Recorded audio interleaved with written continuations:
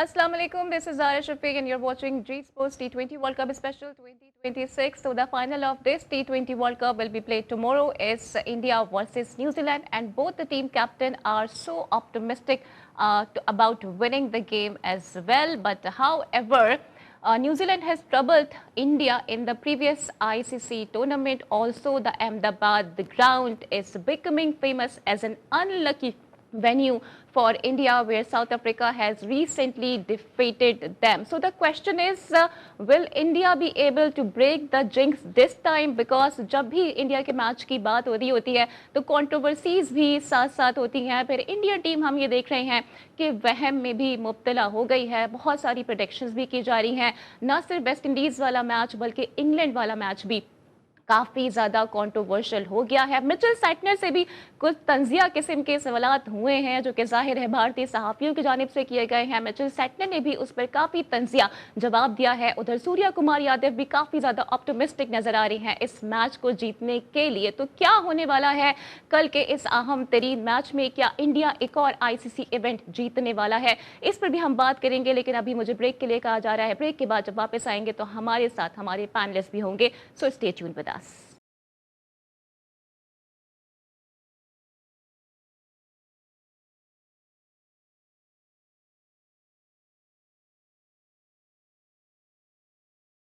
Welcome back to NUB. So what is going to happen tomorrow? Who is going to win the finale? Is it India or New Zealand? तो quickly बात कर लेते हैं. In the studios, I am joined by seasoned sports journalist Abdul Majid Bhatti Saab. Bhatti Saab, welcome to the show.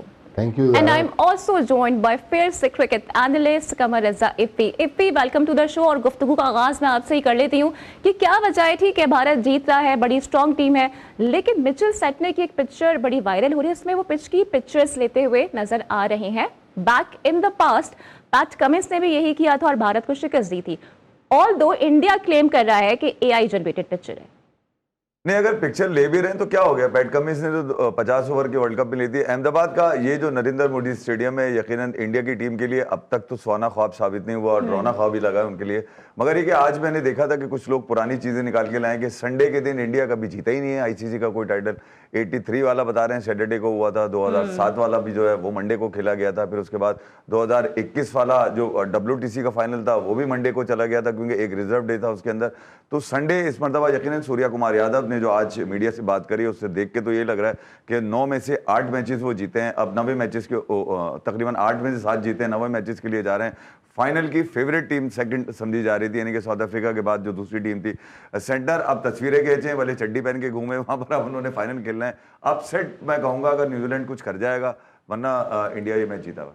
But साहब, आपको लगता है कि न्यूजीलैंड अपसेट करने वाला है? क्योंकि बहुत सारी कंट्रोवर्सी जन्म ले चुकी हैं। इंग्लैंड के मैच की बात की जा रही है, वेस्ट इंडीज के हैटमायर का डिसमिसल अभी तक इन टॉक्स है। सारा मेरा ख्याल आपने तस्वीर से स्टार्ट लिया ना, तो तस्वीर आज वाली लोग नहीं देखेंगे, कल फाइनल के बाद जो ट्रॉफी वाली तस्वीर होगी ना उसको लोग याद करेंगे। अच्छा, मुझे भी इस नरेंद्र मोदी स्टेडियम से यादें हैं 2005 की, और उस वक्त नरेंद्र मोदी चीफ मिनिस्टर थे गुजरात के। पाकिस्तान इंडिया का वनडे इंटरनेशनल था, आखिरी गेंद पर 4 रन की ज़रूरत थी, पाकिस्तान को इंजमाम 50+ पे खेल रहे थे। मुझे आज भी याद है उन्होंने बस ऐसे पुश किया बॉल को, और कवर और एक्स्ट्रा कवर के दरमियान इतना बड़ा गैप था कि बस वो फिर पिन ड्रॉप साइलेंट हो गया, जिस तरह हमने 2023 के फाइनल में देखा। पाकिस्तान वो मैच जीत गया। तो मुझे इसके बावजूद, हालांकि इस ग्राउंड से भारत को कोई खुशगवार यादें नहीं। अच्छा, उस मैच के बाद, पाकिस्तान इंडिया मैच के बाद, नरेंद्र मोदी साहब ने चीफ गेस्ट थे, उन्होंने प्राइज डिस्ट्रीब्यूशन सेरेमनी में वो अवार्ड देने थे प्लेयर्स को, तो वो उठ के चले गए जब पाकिस्तान ने वो मैच जीता। उन्होंने प्राइज डिस्ट्रीब्यूशन में शिरकत नहीं की। लेकिन अभी मैं समझता हूँ कि आज के हालात में मेरा ख्याल में इंडिया फेवरेट है, क्योंकि इंडिया ने वेस्ट इंडीज़ के खिलाफ 192 चेस किया, फिर जिस तरह पिछला सेमीफाइनल वो जीते हैं, मेरा ख्याल में वो मुश्किल टाइम शायद गुजार गए। और अगर आप ICC टूर्नामेंट्स में न्यूजीलैंड की परफॉर्मेंस देखें, न्यूजीलैंड अच्छा खेला है, उसने फाइनल तक रसाई हासिल की है। लेकिन मेरे ख्याल एक आध इवेंट ही है जो न्यूजीलैंड ने शायद 98 या 99 में ICC नॉकआउट टूर्नामेंट जीते, लेकिन फाइनल में जाकर उनको भी कुछ हो जाता है, तो मुझे लगता है कि अब इंडिया जो है ना उसको पकड़ना मुश्किल होगा। क्या इंडिया को पकड़ना मुश्किल होगा? क्योंकि इफ़ी हम ये देख रहे हैं कि वाइट बॉल में कोई 11 टूर्नामेंट्स खेले हैं आईसीसी के न्यूजीलैंड ने और 5 में पहुंचा है फाइनल तक, लेकिन जीत नहीं पाया है। नहीं, अगर आप देखें 2025 आईसीसी चैंपियंस ट्रॉफी जो कि दुबई में फाइनल खेला गया दोनों के दरमियान, तकरीबन उस टीम में और इस टीम में न्यूजीलैंड की 3-4 खिलाड़ियों का फर्क पड़ता है। सेंटनर कप्तान नहीं थे, मगर यहाँ सेंटनर कप्तान है। अगर सक्सेस देखी जाए न्यूजीलैंड के अगेंस्ट इंडिया की, तो अभी 5 T20 जो तकरीबन 2.5 महीने से जो सबसे ज़्यादा मजे लगे हुए टीम के, वो न्यूजीलैंड के लगे हुए। 5 महीने से तो वो इंडिया के अंदर ही हैं। ओडीआई सीरीज़ खेली, फिर उसके बाद T20 सीरीज़ खेली, वो इंडिया जीता आखिरी T20 सीरीज़ 4-1 से। ईशान किशन वहाँ पे प्लेयर ऑफ द टूर्नामेंट रहे, एक सेंचुरी भी उन्होंने मारी। अभिषेक शर्मा, संजू सैमसन भी उस सीरीज़ के अंदर खेले, खातिर खा उनको कामयाबी नहीं मिली। मैं ये कह रहा हूँ एक्स फैक्टर आपने देखना होता है कि इस वक्त एक्स फैक्टर किसके साथ है, वो डेफिनेटली इंडिया के साथ है। और वजह ये भी है कि यार उनकी इस टीम के अंदर 6-7 खिलाड़ी ऐसे हैं जो T20 वर्ल्ड कप 2024 का हिस्सा थे। प्रेशर में खेलना वो जानते हैं, फाइनल की अप्रोच क्या होती है वो ये जानते हैं। न्यूजीलैंड अपने पहले टाइटल की तरफ इस वक्त बढ़ रहा है। हालांकि अगर देखा जाए तो आईसीसी में अगर पिछले 3 से 4 इवेंट मैं बता दूं, जिसमें एक चैंपियंस ट्रॉफी का आप छोड़ दें 2025 वाला, T20 में तो इंडिया जीता ही नहीं है अब तक न्यूजीलैंड से। मगर वो क्योंकि एक तारीख है, अब तारीख एक मरतबा फिर बदलने के लिए जा रही है। सूर्या कुमार यादव रोहित शर्मा की लेगेसी लेके चल रहे हैं। होता है ना यार, आपको एक अपने ऊपर एतमाद सा होता है, तो सूर्या कुमार यादव को एक एतमाद है क्योंकि उनके टीम जो है इस वक्त बिल्कुल जेल है, बिल्कुल यूनिफाइड है, बिल्कुल यूनिटी से खेल रहे हैं। वो एक अलग बात है। कोई बुरा दिन देख के नहीं आता कि किसी वक्त किसी बड़ी टीम पे भी आ सकता है। साउथ अफ्रीका को न्यूजीलैंड ने जिस तरह से मारा आपने सामने, ये कि 117 की पार्टनरशिप फिन एलन और वो टिम सैफर्ड मिलकर बना गए। 33 बॉलों पे पागल आदमी 100 करके चला गया। तो कुछ पागलपन अगर न्यूजीलैंड कर जाएगा तो वो उनके फेवर में जाएगा, अदरवाइज इंडिया मौका नहीं देगा कि वो न्यूजीलैंड किसी तरह ऊपर आ सके। अच्छा भाटी साहब, सूर्या कुमार यादव जैसा कि इफ़ी कह रहे हैं कि पूरा एतमाद है, उनको लगता है कि वो जीतने भी जा रहे हैं, तो क्या कहीं ना कहीं से हेल्प मिल जाएगी? क्योंकि वेस्ट इंडीज़ वाले मैच में भी यही मामला देखने में आए, फिर इंग्लैंड के खिलाफ भी 15वें ओवर में जिस तरह से बॉल चेंज की गई है, उसके बाद बॉल ने रिवर्स स्विंग होना शुरू कर दिया, तो ये डेलिबरेटली क्या फेवर किया जा रहा होता है? ठीक है, आईसीसी इवेंट है, इसमें हम लोग कई बार कहानियां निकाल लेते हैं, लेकिन ऐसा हो नहीं सकता। अगर ऐसा होगा तो मुखालिफ टीम जो है वो शोर शराबा करेगी। लेकिन इस फाइनल में जो टीम, चाहे न्यूजीलैंड में टिम सैफर्ड और फिन एलन, या उधर ईशान किशन और अभिषेक शर्मा, इनमें से जो भी अगर 6 ओवर जिसकी भी ओपनिंग जोड़ी पावर प्ले के 6 ओवर खेल गई, वो आप देखेगा वो फाइनल जीत जाएगी। लेकिन स्टिल, हालांकि न्यूजीलैंड की टीम बहुत बैलेंस है, आप उनके ओपनर्स देख लें, मिडिल ऑर्डर देख लें, स्पिनर देख लें, फास्ट बॉलर देख लें, लेकिन इंडिया को इंडिया में हराना चैलेंजिंग तो है, लेकिन मेरे ख्याल में अब इंडिया को रोकना इस ट्रॉफी से मुश्किल होगा। मुझे तो लग रहा है इंडिया ही चैंपियन बनेगा। चलिए, एसीसी ट्रॉफी नहीं मिल पाई, अब आईसीसी की ट्रॉफी तो भारत को गालिबन आप लोगों के मुताबिक मिलने वाली है। चलें, अगर मेन ट्रॉफी नहीं मिलेगी तो रनर अप ट्रॉफी तो मिल ही जाएगी ना। कोई ना कोई ट्रॉफी तो हाथ आई जाएगी। लेकिन मैं ये देख रही हूँ कि नवजोत सिंह सिद्धू मोहम्मद आमिर पे बहुत तनकीद कर रहे हैं इफ़ी, और उनको ढोंगी बाबा करार दे दिया है उन्होंने।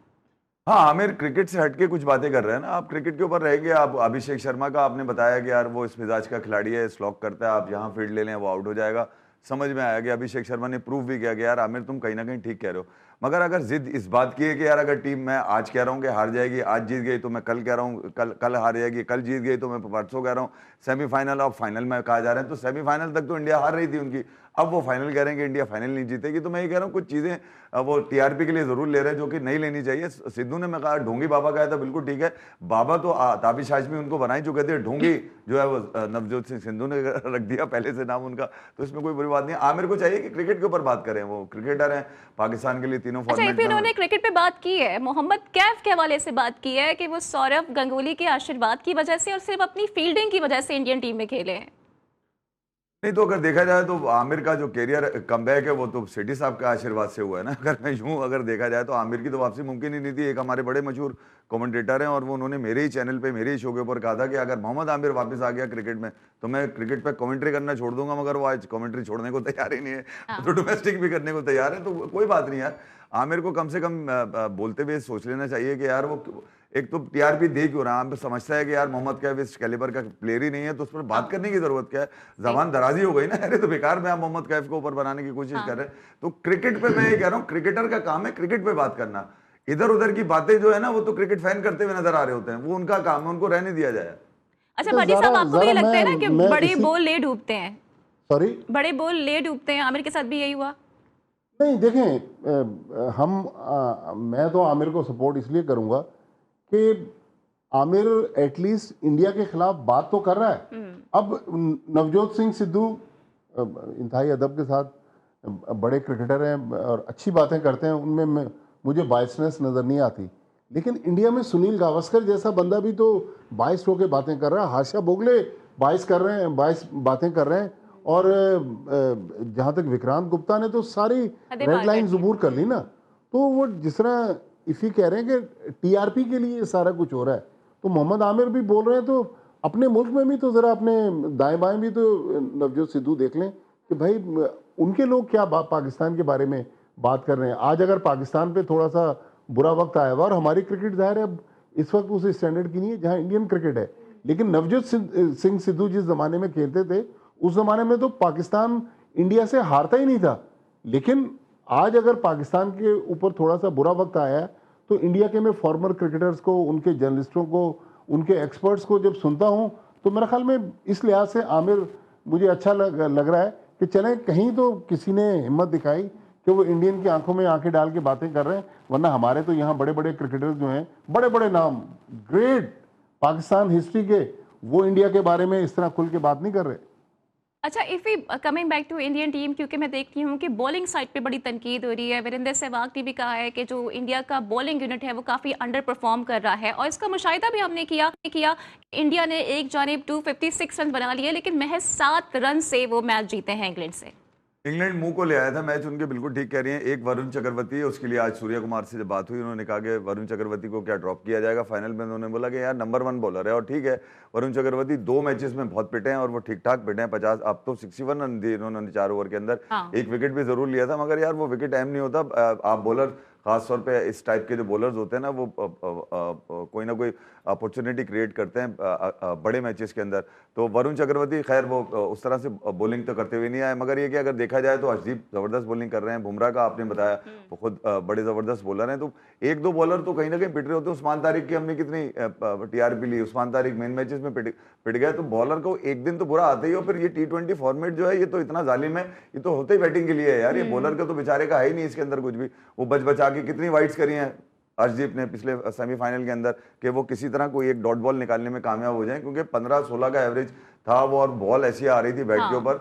7 रन से इंग्लैंड, बस समझ लीजिए कि इंडिया वो एक ओवर की मार थी। वो लोग कह रहे हैं बुमराह का ओवर 18वां ओवर, मैं कह रहा हूँ 17वां ओवर जो अर्शदीप ने किया था, वहां पर अगर 7 रन एक्स्ट्रा पड़ जाते तो बुमराह भले वो मेडिन ओवर कर देता 18वां, कोई फर्क नहीं पड़ता था इंडिया का।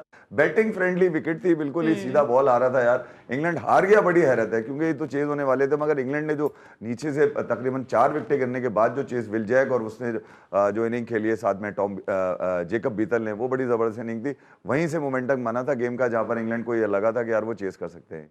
इंग्लैंड चेस कर सकता था, लेकिन जाहिर है कि वो भी कहीं ना कहीं चूक कर गए, जिसकी वजह से जाहिर है वो T20 वर्ल्ड कप से आउट हो गए हैं। So it's India versus New Zealand tomorrow. कुछ मजीद भी बात करेंगे, बट राइट आफ्टर दिस।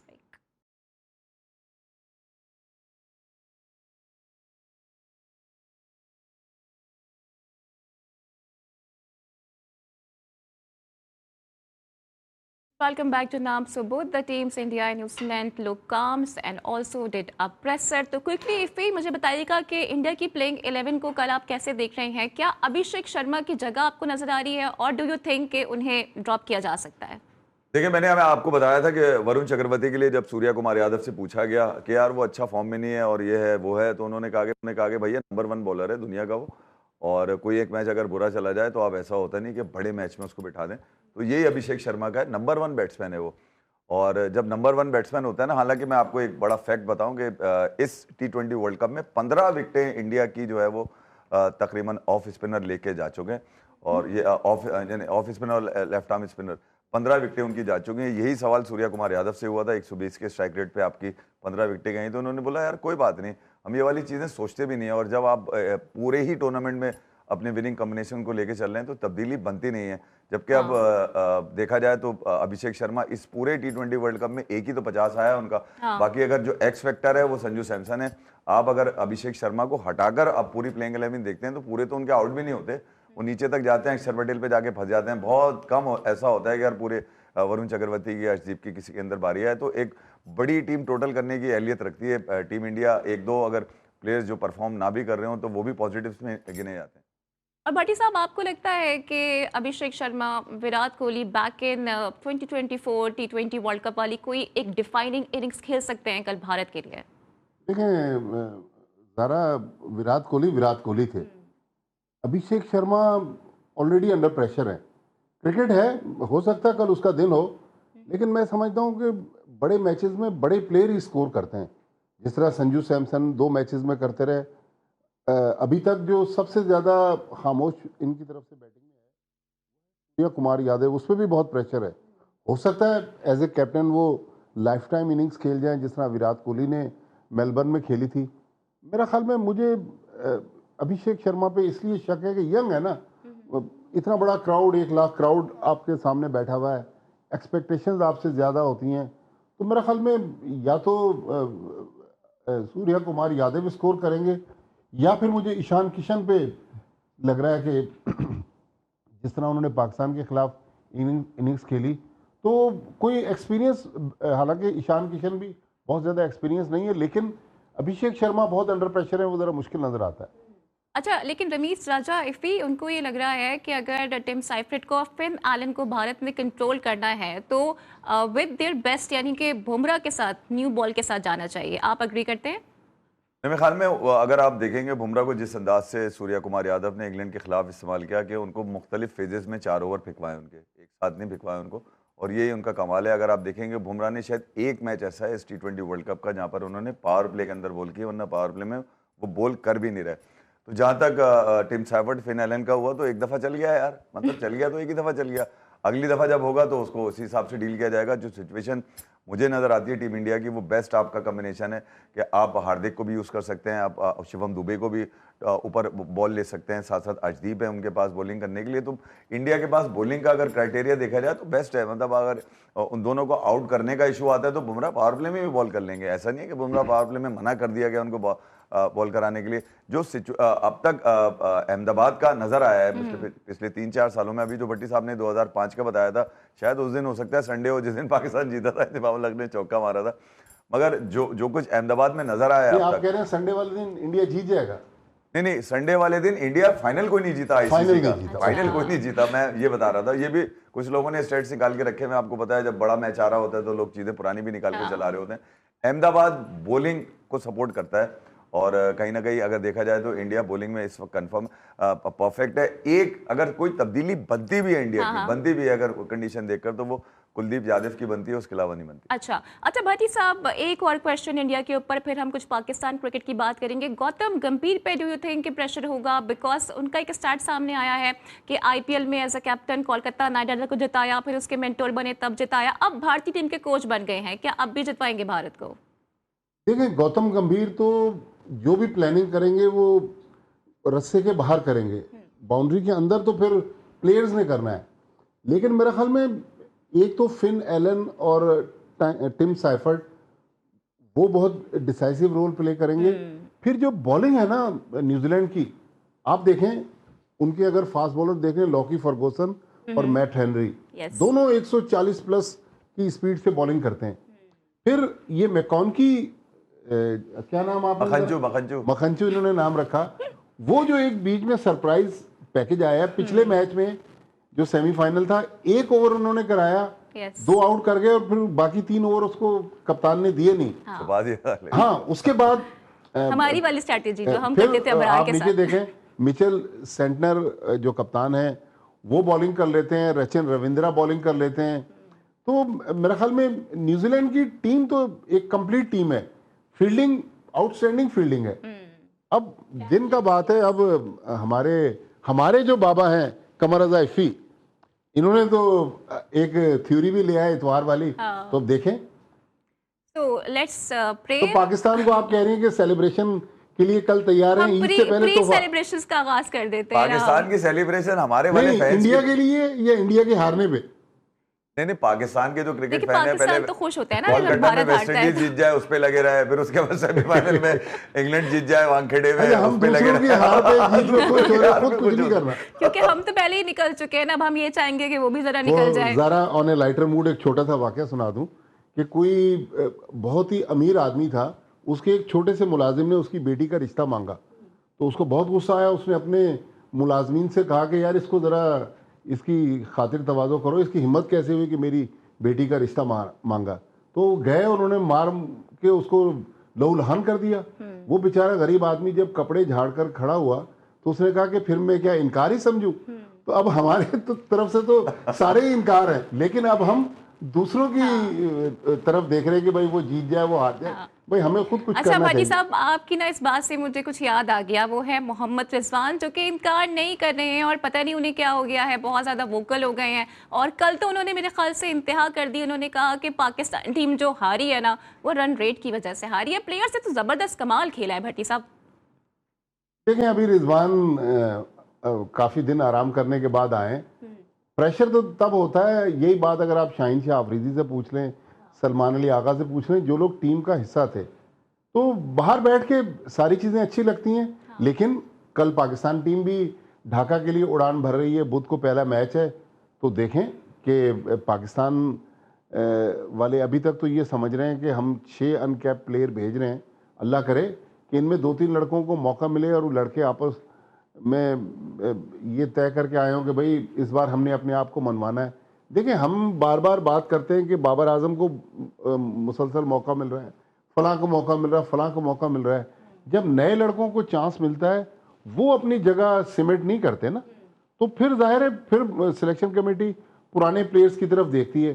तो मेरे ख्याल में जिसने भी टीम सेलेक्ट की, एक बोल्ड स्टेप है कि आपने 6 नए प्लेयर डाल दिए।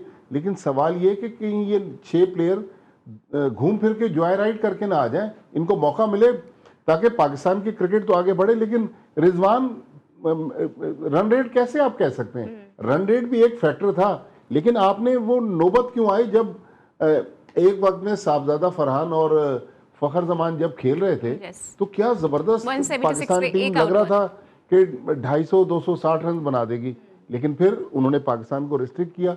देखें ज़रा कई बार क्या हम अक्सर पाकिस्तान क्रिकेट बोर्ड को इल्ज़ाम देते हैं कि जी क्रिकेट बोर्ड ने ये गलत कर दिया, ये गलत कर दिया।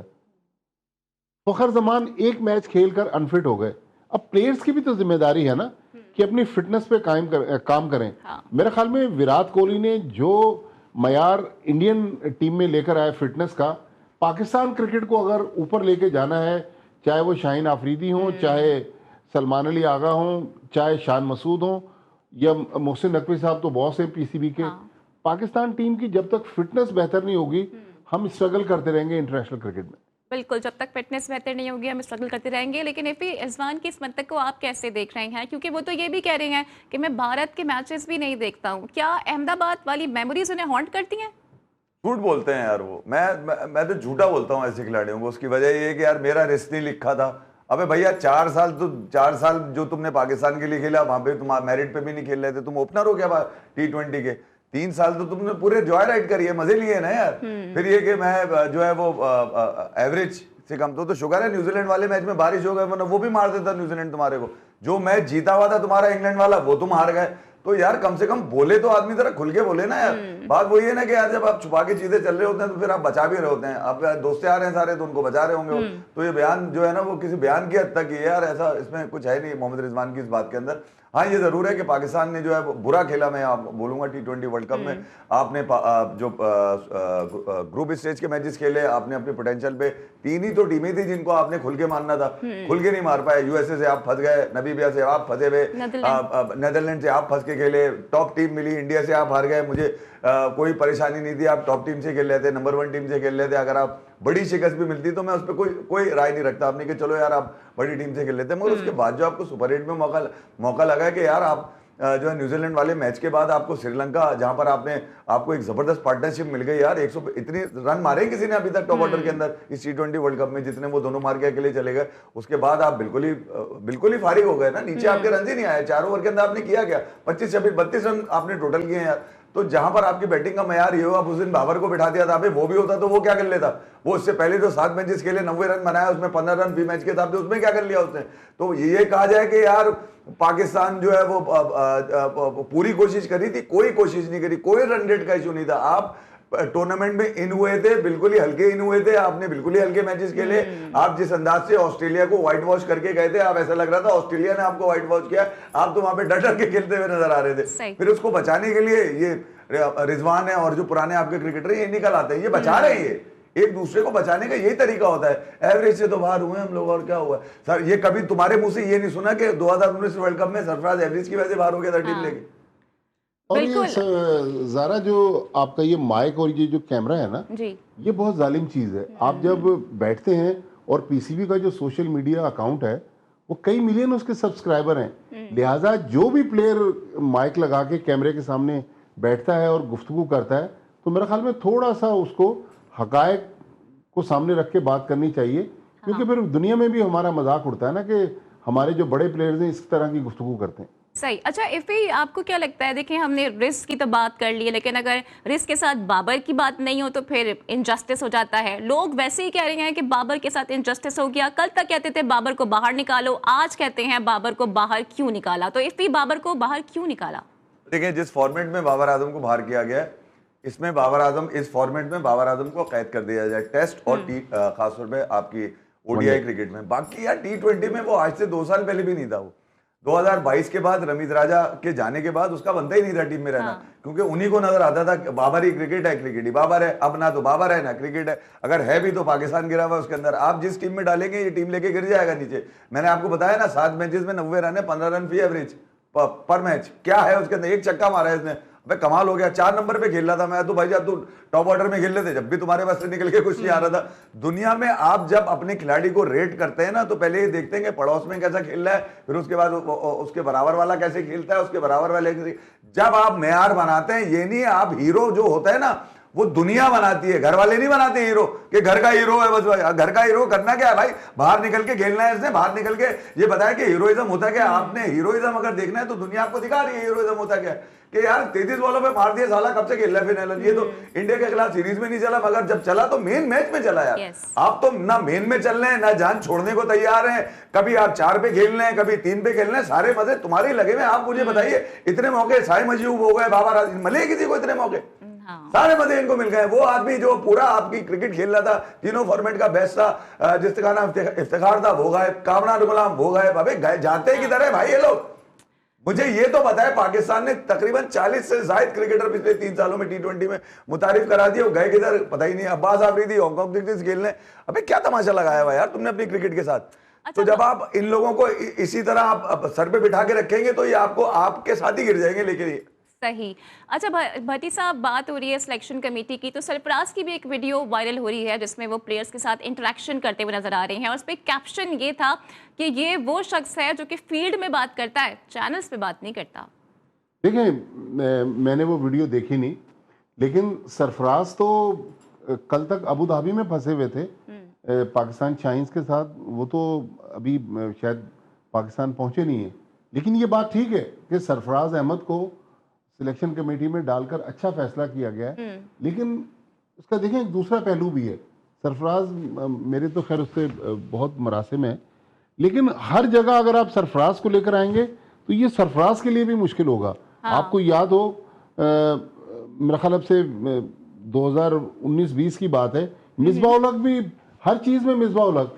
अब सरफराज के लिए आपने मेंटोर बनाया, पाकिस्तान अंडर 19 पाकिस्तान शाइन्स का सिलेक्शन कमेटी में आ गए, फिर टेस्ट टीम के हेड कोच की बात हो रही है कि वो उनको बनाया जा रहा है। लेकिन मेरी अपनी राय है, पता नहीं पीसीबी वैसे हमारी राय को ज़्यादा लिफ्ट कराता नहीं है, कि अगर सरफराज को आपने तैयार करना है, ठीक है, वो क्रिकेट बहुत समझता है, बहुत अच्छा इंसान है, होना चाहिए उसको सिलेक्शन कमेटी में, लेकिन उसको आप लगाएं माइक हैसन के असिस्टेंट के तौर पे, ताकि वो रह के सीखे फॉरेनर के साथ, कि दूसरे भी फॉरेन कोचेज़ हैं कि ये ज़ाहिर है एज ए कप्तान तो उसने सारी चीज़ें देखी माइक हसन के साथ, ताकि हम अपने कोचेस को भी तो तैयार करें ना। अगर वाकई आप सरफराज को फ्यूचर में कोचिंग असाइनमेंट देना चाहते हैं तो उनको वाइट बॉल के साथ लगा के देखें, और फिर जो बीच में कम्युनिकेशन गैप है between captain, players and head coach, उसमें भी ब्रिज के लिए मेरा ख्याल सरफराज अहमद एक अच्छा इजाफा साबित हो सकता है। ठीक है, लेकिन इफ ये कहा जाता है कि सरफराज अहमद कॉम्प्रोमाइज नहीं करते हैं, लेकिन मिसबाह उल हक कॉम्प्रोमाइज कर जाते हैं। वैसे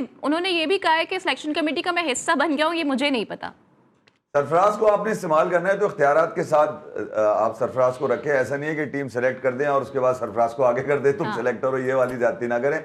वो जवाब दे, किस चीज का होगा जवाब दे देंगे। मिसबाह उल हक तो खाते पीते आदमी है, पुराने चले आ रहे हैं, 2005-6 से देख रहा हूं मैं इनको। ये कभी कप्तान है, उसके बाद हेड कोच हैं। 5-5 जिम्मेदारियां थी, भट्टी साहब ने जो बताया 2019 में 5 जिम्मेदारियां थी इनके पास, यानी कि ऑल इन ऑल थे यार। ये अभी ऑस्ट्रेलिया लेके उतरे थे, उसमें छोटे छोटे शाइन, छोटे छोटे नसीम लेके उतरे थे। ये बिल्कुल ही बिल्कुल क्या बोलूं, मूसा लेके उतरे थे। मूसा कहाँ गायब है पता नहीं। वो एक और भी बॉलर था इनके पास केपीके का, वो भी गायब है। मैं ये कह रहा हूँ कि यार ये अपनी पसंद के लोग रखते हैं, जो आंख का तारा है वो रहेगा, बाकी जाए भाड़ के अंदर, भाड़ में। अब जब टीम बिल्कुल ही फारिग हो चुकी है तो सरफराज को आप नाम इस्तेमाल ना करें सरफराज का, दें तो पूरा दें उसको इख्तियारात के साथ। अच्छा भट्टी साहब, जाहिर है अब T20 वर्ल्ड कप खत्म होगा, PSL शुरू होने वाला है। कुछ खबरें ये आई हैं कि यूके में फाइनल होगा PSL का। देखें, अभी तो जो हालात हैं, PSL का शेड्यूल ही अनाउंस नहीं हुआ, लेकिन सलमान नसीर ने कुछ दिन पहले कहा था कि हम कम से कम एक मैच बाहर करवाना चाहते हैं। लेकिन मेरा सवाल ये है कि अभी आपने शाहीन्स की पूरी सीरीज अबू धाबी में करवा दी, वो तो खैर 2-3 मैच हुए नहीं, ये जंग शुरू हो गई। तो अगर पाकिस्तान का प्रीमियर टूर्नामेंट, ठीक है पैसा हमें मिल जाएगा, लेकिन हमारे जो क्रिकेट देखने वाले हैं उनको हम क्यों महरूम करते हैं कि वो PSL का फाइनल ना देखें। इंग्लैंड में हमें चूंकि पाउंड्स में टिकट बिकेंगे, पैसा बहुत आएगा। तो मेरे ख्याल में PSL का फाइनल पाकिस्तान में होना चाहिए। हाँ, अगर PCB कमाना चाहता है PSL के जरिए 2 मैच करवा ले, 3 मैच करवा ले, 4 मैच करवा ले, लेकिन फाइनल पाकिस्तान में होना चाहिए। ठीक है, और जाते जाते मेरा आप दोनों से सवाल है, किसका संडे कल प्लेजेंट होने वाला है इफी? India will win. And Bhatti sahab? देखें, मेरा दिल तो चाहता है कि न्यूजीलैंड जीते, लेकिन इंडिया जीतेगा। मैं भट्टी साहब के साथ हूँ, क्योंकि दिल तो मेरा भी चाहता है कि न्यूजीलैंड जीते, बिकॉज वो भी काफ़ी ज़्यादा मायूस हुए हैं, फिनाले तक पहुँचते हैं लेकिन बस जीत नहीं पाते हैं। और मुझे ये भी याद है कि केन विलियमसन को क्रिकेट की तारीख का बदनसीब कप्तान भी कहा जाता था। तो this is all from here today. मेरे साथ पैनलिस्ट मौजूद थे, कमर रज़ा इफ़ी एंड अब्दुल माजिद भट्टी साहब। आप दोनों का भी बहुत शुक्रिया। कल फिर आपसे होती है मुलाकात, same time same place. Till then take care, अल्लाह हाफ़िज़।